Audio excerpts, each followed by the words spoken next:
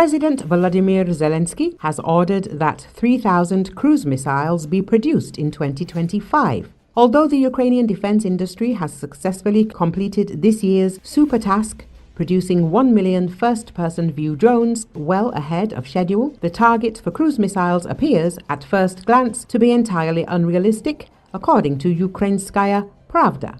Even during Soviet times, Ukrainian plants did not excel in producing large cruise missiles, except for the Kharkiv Aviation Plant, which has long since lost this technology.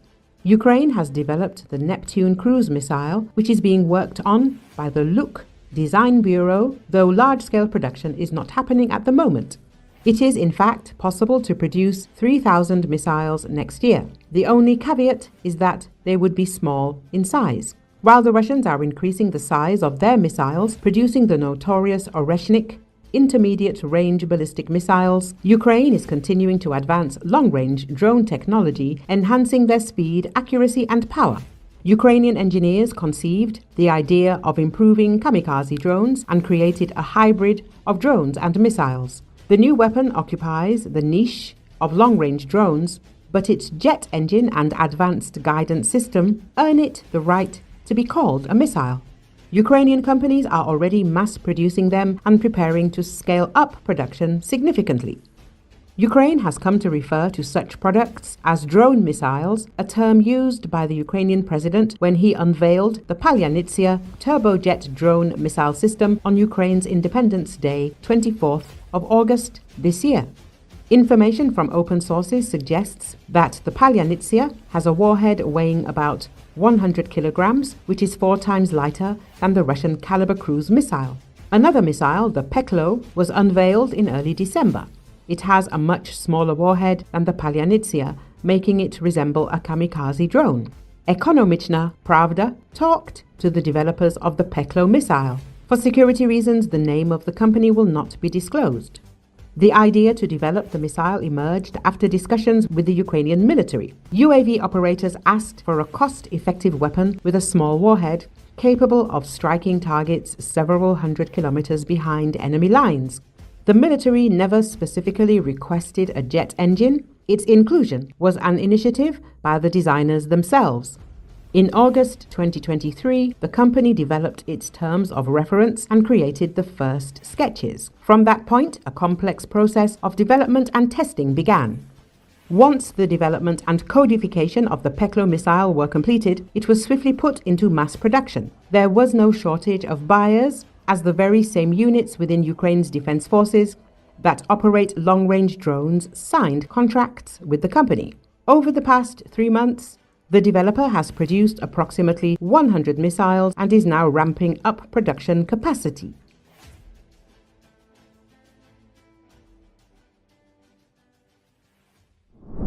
Ukrainian Su-27s armed with American GBU-39 glide bombs are carrying out precision strikes on strategically important targets such as pontoon bridges and command posts in Russia. Rare video shows the Su-27 releasing 4 of these bombs from a single pylon under its wing, using low-flying tactics with a sharp climb before release to help avoid enemy air defenses, Forbes reports. The GPS-guided GBU-39 can glide more than 60 miles, 95 kilometers, thanks to its retractable wings, keeping the fighter at a safe distance from the kill zone. However, for such attacks, the Su-27s fly low, using terrain to hide from radar, and then climb before releasing their bombs to give them extra range. This technique allows the Ukrainian Air Force to avoid losses in the air, even though the Russian army has achieved some success in striking aircraft on the ground. In particular, the target of the latest attack was one of the pontoon bridges over the Seam River in the Kursk region, built to strengthen Russian defensive positions. The bridge raids complicated but ultimately did not prevent the Russians' effort to consolidate their defenses south of the Seam.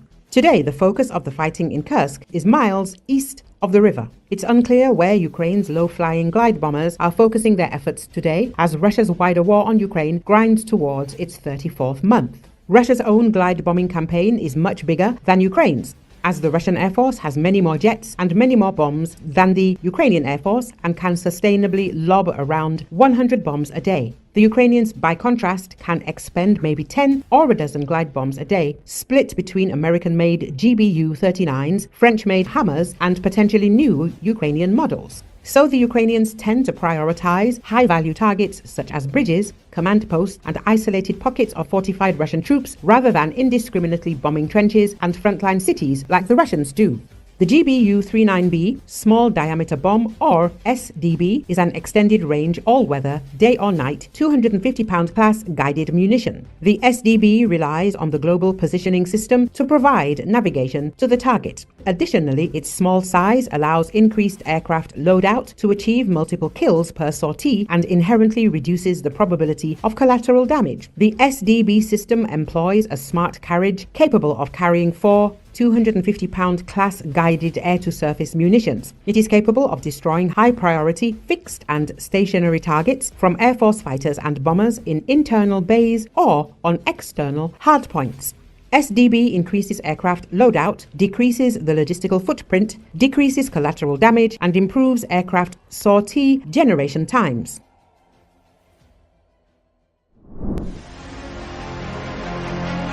In 2018 and 2019, Bashar al-Assad's central bank secretly airlifted approximately $250 million in cash to Moscow, highlighting the Syrian dictator's reliance on Kremlin support during his financial struggles.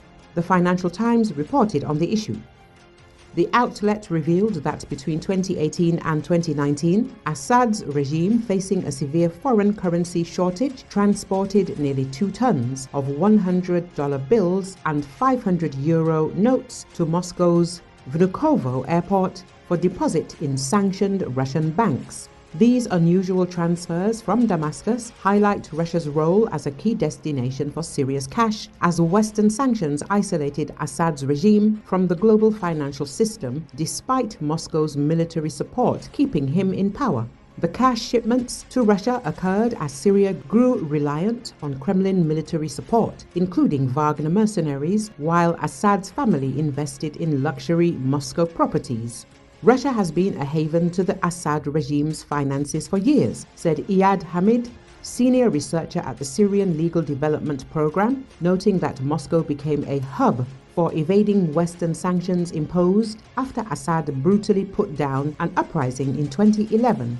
Assad's fragile rule was sustained by Iran and its proxy militants, who intervened in 2012, and by Russia, which deployed warplanes against Syrian rebels and Islamist insurgents in 2015. Ties with Moscow deepened as Russian military advisors supported Assad's forces and Russian companies tapped into Syria's lucrative phosphate supply chain. Russian trade data from Import Genius, an export data service, reveals that Assad's central bank dispatched 21 flights carrying over $250 million in cash to Moscow's Vnukovo airport between March 2018 and September 2019.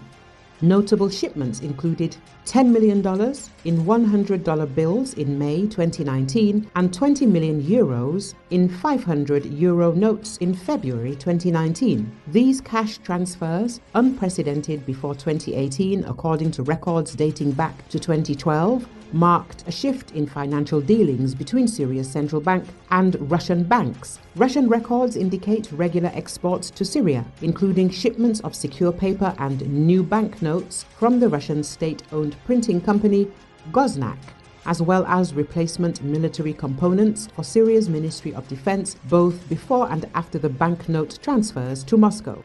However, there is no record of the 2 Russian lenders that received the cash from Damascus in 2018 and 2019 handling any other bulk cash shipments from Syria or any other country over a decade-long period. Despite Syria's war-torn state finances, Assad and his inner circle have, over the past 6 years, taken personal control of key sectors of the shattered economy, according to insiders familiar with the regime. Hamid, of the Syrian Legal Development Program, said that corruption under Assad was not a marginal affair or a side effect of the conflict. It was a way of government.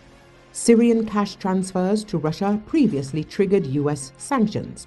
In 2015, the US Treasury accused Syria's central bank officials of facilitating bulk cash transfers and foreign currency deals for the Assad regime. Records show that between 2018 and 2019, Assad's central bank sent over $250 million to Russian banks RFK and TSMR, both sanctioned by the US for enabling illicit transactions and sanctions evasion. Meanwhile, Iran funneled hard currency to Assad, with his close advisors like Yasser Ibrahim holding stakes in companies tied to these schemes, according to FT analysis. While the cordon of Western sanctions forced the regime out of the dollar banking system, corporate records analyzed by the FT show that key Assad lieutenants continue to move assets into Russia. In 2019, the FT reported that Assad's extended family had bought at least 20 luxury apartments in Moscow using a complex series of companies and loan arrangements.